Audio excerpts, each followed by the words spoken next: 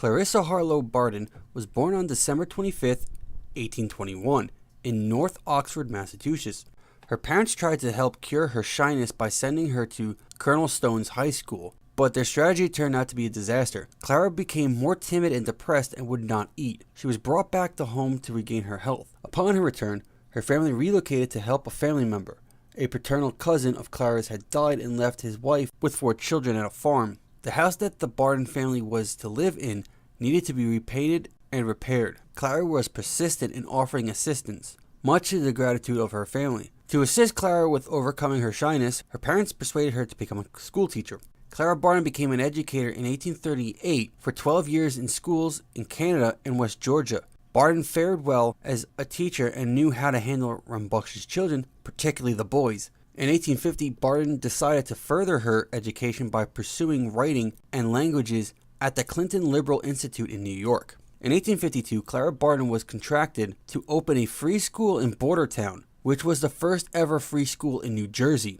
She was successful, and after a year she had hired another woman to help teach over 600 pupils. In 1855, she moved to Washington, D.C. and began work as a clerk in the U.S. Patent Office. This was the first time a woman had received a substantial clerkship in the federal government and at a salary equal to a man's salary. Under political opposition to women working in government offices, her position was reduced to that of a copyist, and in 1856, under the administration of James Buchanan, she was fired because of her black republicanism. After the election of Abraham Lincoln, having lived with relatives and friends in Massachusetts for 3 years, she returned to the patent office in the autumn of 1861, now as temporary copyist, in the hope she could make way for more women in government service. On April 19, 1861, the Baltimore Riot resulted in the first bloodshed of the American Civil War. Victims within the Massachusetts regiment were transported to Washington, D.C. after the violence, which happened to be Clara Barton's home at the time. Wanting to serve her country, Barton went to the railroad station when the victims arrived and nursed 40 men. Barton quickly recognized them as some she had grown up with and some she had even taught. It was on that day that she identified herself with army work. In August 1862, Barton finally gained permission from Quartermaster Daniel Rucker to work on the front lines. After the first Battle of Bull Run, Barton placed an ad in Massachusetts newspaper for supplies. The response was a profound influx of supplies. She worked to distribute stores, clean field hospitals, apply dressings, and serve food to wounded soldiers in close proximity to several battles, including Cedar Mountain, Second Bull Run, Antietam, and Fredericksburg. Barton helped both Union and Confederate soldiers. Among her more harrowing experiences was an incident in which a bullet tore through the sleeve of her dress without striking her and killed a man to whom she was tending. She became known as the American Nightingale. She was also known as the Angel of the Battlefield after she came to the overwhelmed aid of the surgeon on duty following the Battle of Cedar Mountain in Northern Virginia in August 1862. She arrived at a field hospital at midnight with a large amount of supplies to help the severely wounded soldiers. This naming came from her frequently timed assistance as she served troops at the battles of Fairfax Stations, Chantilly, Harper's Ferry, South Mountain, Antietam, Fredericksburg, Charleston, Petersburg, and Cold Harbor.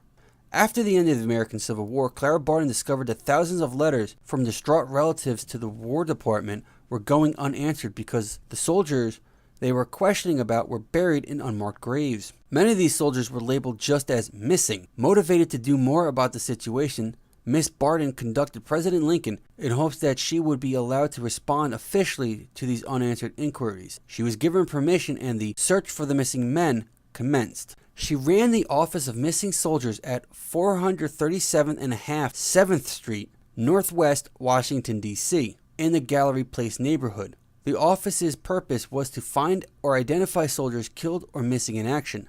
Barton and her assistants wrote 41,855 replies to inquiries and helped locate more than 22,000 missing men. Barton spent the summer of 1865 helping find, identify, and properly bury 13,000 individuals who had died in Andersonville prison camp, a Confederate prison of war camp in Georgia.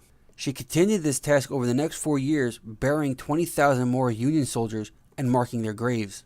Barton achieved widespread recognition by delivering lectures around the country about her war experiences in 1865 to 1868. During this time, she met Susan B. Anthony and began and began a long association with the women's suffrage movement. She also became acquainted with Frederick Douglass and became an activist for civil rights. After her countrywide tour, she was both mentally and physically exhausted and under doctor's orders to go somewhere that would take her far from her current work. She closed the missing soldiers office in 1868 and traveled to Europe. In 1869, during her trip to Geneva, Switzerland, Barton was introduced to the Red Cross and Dr. Appia. At the beginning of the Franco-Prussian War in 1870, she assisted the Grand Duchess of Baden in the preparation of military hospitals and gave the Red Cross Society much aid during the war. At the close of the war, she received honorable decorations of the Golden Cross of Baden and the Prussian Iron Cross. When Barton returned to the United States, she inaugurated a movement to gain recognition for the International Committee of the Red Cross by the United States government.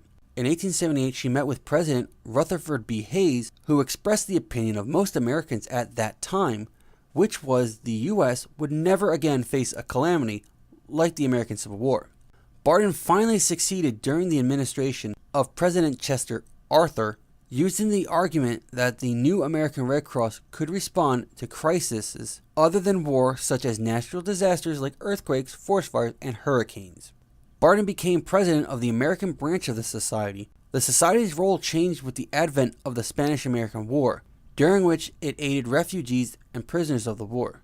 Domestically, in 1884, she helped in the floods on the Ohio River, provided Texas with food and supplies during the famine of 1887, and took workers to Illinois in 1888 after a tornado, and that same year in Florida for the yellow fever epidemic. Within days after the Johnstown flood in 1889, she led her delegation of 50 doctors and nurses in response. In 1897, responding to the humanitarian crisis in the Ottoman Empire in the aftermath of the Hamadian massacres, Barton sailed to Constantinople, and after long negotiations with Abdul Hamid II, opened the first American International Red Cross headquarters in the heart of Turkey. Barton also worked in hospitals in Cuba in 1898 at the age of 77. Barton's last field operation as president of the American Red Cross was helping victims of the Galveston hurricane in 1900. As criticism arose of her mixing professional and personal resources, Barton was forced to resign as president of the American Red Cross in 1904. At the age of 83, because of her egocentric leadership style fitting poorly into the formal structure of organizational charity. After resigning, Barton founded the National First Aid Society. She continued to live in her Glen Echo, Maryland home, which also served as the Red Cross headquarters in 1897. Barton published her autobiography in 1907 titled The Story of My Childhood. On April 12, 1912, at the age of 90, she died in her home. The cause of death was tuberculosis. In 1975, the Clara Barton National Historic Site, located at 5801 Oxford Road, Glen Echo, Maryland, was born. It's the first National Historic Sites dedicated to the accomplishments of a woman. The North Oxford, Massachusetts house in which she was born and now also is a museum. The National Park Service has restored 11 rooms, including the Red Cross offices, the parlors, and Barton's bedroom. Visitors to the Clara Barton National Historic Site can gain a sense of how Barton lived and worked. In 1997, General Services Administration carpenter Richard Lyons was hired to clear out a building for its demolition. He found a treasure trove of Clara Barton items in the attic. This discovery led to the National Park Service saving the building from demolition. It took years, however, for the site to be restored. The Clara Barton Missing Soldiers Office Museum, run by the National Museum of Civil War Medicine, opened in 2015.